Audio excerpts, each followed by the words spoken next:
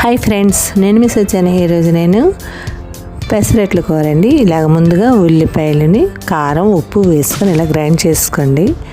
నేను మసాలా అది వేయట్లేదు. ఇందులో మనకు కావాల్సింది జీలకర్ర, ఆవాలు, కరివేపాకు, ఉల్లిపాయ ముక్కలు, చిన్న ఉల్లిపాయ ముక్కల్లా కోసుకోండి. అందులోనే టమాటా కూడా కోసుకొని వేసుకోండి. చిన్న ఉప్పు, టేస్ట్కి తగ్గ ఉప్పు వేసుకొని ఒకసారి వేగనివ్వండి. ఇది వేగాక మూత పెట్టుకోండి. మనం పెసరట్టు ఇలా దలసరిగా వేసుకోవాలండి. ఇది మనకి ఏ షేప్ కావాలంటే అది నేనంటే డైమండ్ మోడల్లో కోసాను. డైమండ్ అదే చూసారా, ఇలా కోసుకున్నాను. ఇలా కోసుకొని మనం ఎటు మనకు పెసరట్లు వేసుకున్నాక ఉండిపోతాయి కదండి పెసరట్లు. ఇలా కూరలా చేసుకోవచ్చు.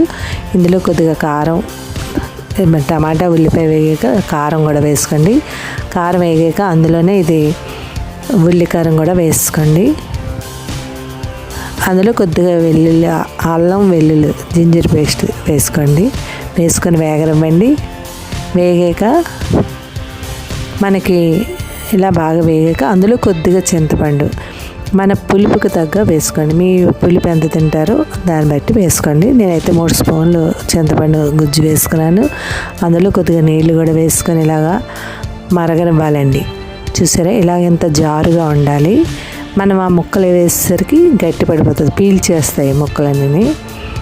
మనం ఇప్పుడు అంతా మిక్సీలో చేసేస్తున్నాం. రుబ్బుకుంటే చాలా బాగుంటుందండి. వెట్ట గ్రైండర్ అయినా కొద్దిగా పర్వాలేదు, లేకపోతే రోట్లో రుబ్బుకుంటే ఇంకా బాగుంటాయి. అప్పుడు ఇంకా సోయ వచ్చి మెత్తగా ఉంటాయి. ఎప్పుడూని పెసరట్లు వేయని ఇలాగా మరిగాక మనం మసాలా అంతా మరిగాక అందులోనే అదే లిక్విడ్ అంతా మరిగాక అందులో ఈ పెసరట్టు ముక్కలు వేసుకోండి. వేసుకొని పైన మన కొత్తిమీర కానీ ఏదో ఒకటి మీకు నచ్చితే కొత్తిమీర అది వేసుకోవచ్చు, లేకపోతే లేదు. వేసుకొని మూత పెట్టుకొని ఉంచేసుకోండి. ఒకసారి కలుపుకొని మూత పెట్టుకొని ఉంచేసుకోండి. అలా ఉంచుకొని సిమ్లో పెట్టుకొని 1 నిమిషం ఉంచి ఆపేయండి. ఇలాగ ఆపితే గట్టి పడిపోతుంది కూర. అప్పుడు పీల్చేసి ముక్కలన్నీ పీలుస్తాయండి. మనకి రైస్లో కాట్లుగా బాగుంటుందండి. రైస్లోకి చాలా బాగుంటుంది ఈ కూర. మీరు ట్రై చేయండి. అంతేనండి, ఎంతో టేస్టీ అయిన పెసరట్ల కూర రెడీ అయిపోయింది. Thank you.